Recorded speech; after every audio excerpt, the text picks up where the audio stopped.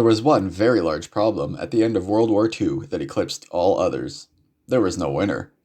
Corporate sponsors were furious. You can't just have a Royal Rumble and not crown a champion. Imagine the NFL without the Super Bowl, or the Olympics without the gold medal. The conflict demanded closure, and, more importantly, CEOs needed their bonuses. Enter the Cold War. After slogging through two world wars, the US and the USSR agreed that traditional warfare was stale and cliché. Anyone could commit violence. A 5-year-old with a slingshot was practically an expert. To prove true dominance, they needed to settle the Cold War like real men, by playing a game of Risk. The neat thing about communism and democracy is, the people didn't have a say in any of it. For anyone unfamiliar with Risk, it is a board game featuring strategy, politics, and luck. The goal is to conquer the game board, which is based on the real world. Plastic pieces represent armies, rolling dice represents fighting battles, and random stains, gashes, and bite marks on the board represent the immeasurable fun had by the previous players. In other words, it's comparable to Monopoly, except your goal is to conquer the world, instead of merely becoming a slumlord.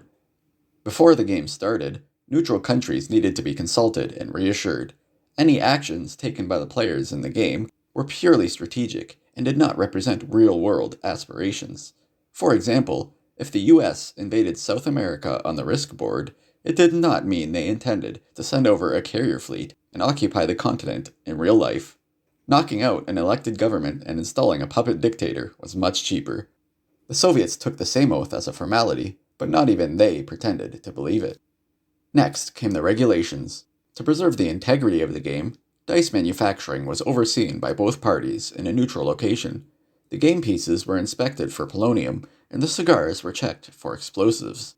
To be extra safe, the game took place on the ground floor, so that no one had an unfortunate tumble out of a 10th-story window. Ever hear about the psychological effect of painting jail cells pink to make inmates more docile? The USSR accused the US of subtly altering the game board in such a manner, so a new board was created. While physical alterations to the game or your opponent were illegal, other methods of trying to gain an advantage were fair game. Magic 8 balls accompanied every strategy session. Billions of dollars were invested in dice-throwing techniques. Psychologists pulled all-nighters researching winking and eyebrow bobbing. The facial expressions were meant to intimidate, but in practice proved to be sexually suggestive, which led to a tripling of their budget. Here's a history fun fact. The association between the color red and communism came from Risk, as the USSR famously played with the red pieces. Know someone who favors the red pieces? They're likely a communist sympathizer and should be reported immediately. The game itself took place in Berlin as the natural meeting place between the West and the East. Worried about espionage, the infamous Berlin Wall was constructed. The Iron Curtain, a literal curtain of iron, was raised in the game room to give the players privacy, and later became synonymous for all counter-espionage efforts. The game started and the players scrambled for territory. Opting to ignore home field advantage, the USSR gunned straight for North America. Unwilling to show weakness, the US countered by immediately targeting Asia.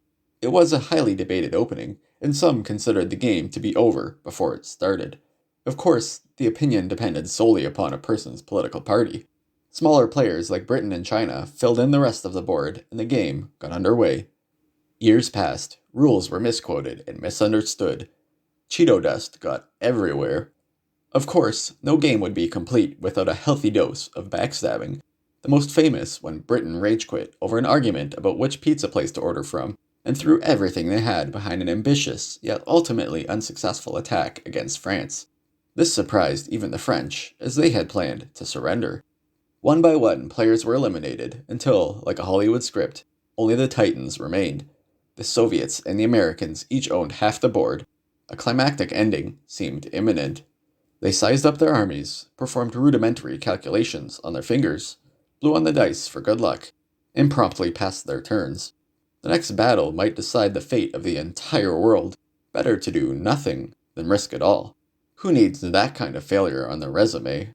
While some considered it cowardice, many were happy to have a break. Statisticians could run simulations, spectators could refill their popcorn, and everyone could still be home by Christmas. A decade later, and people more or less forgot about the Risk game entirely. To save energy, they turned down the heat in the game room. putting the cold in Cold War.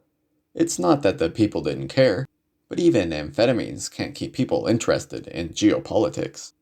Then, one day, the Soviets decided to study the game box, really study it.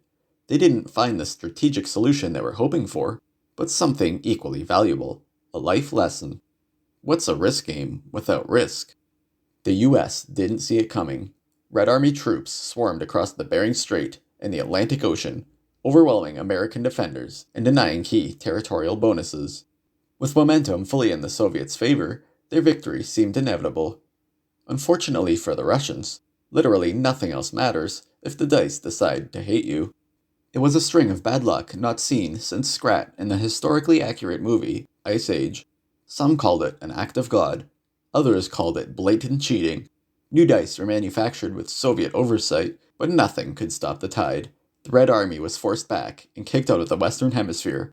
The last stand in Australia, the modern-day Thermopylae, was inevitable. But even cursed dice couldn't break the Australian fortress, and the game once again ground to a halt. This loss of territory was not without real-world consequences, however. The failure of the Soviet attack caused their collapse. Countries in Eastern Europe were liberated, but America's inability to conquer the game board prevented capitulation. For all intents and purposes, the Cold War was over, but closure was still very far away. If you think corporate sponsors would be upset over another non-ending, you'd be correct. Fortunately, they've moved on to more lucrative pastures, such as unskippable pre-roll ads on videos, listening through your phone to create targeted advertisements, and, currently in development, self-driving cars with ad players for windshields to turn that pesky driving time into ad viewing time. If you take away anything from the Cold War, let it be that decisions should always be avoided, and procrastination is a virtue. The only acceptable risk is a game of Risk, which isn't really a risk, because there's no risk you'll finish. Just don't bet on it. That's an extra risk, and not worth the risk.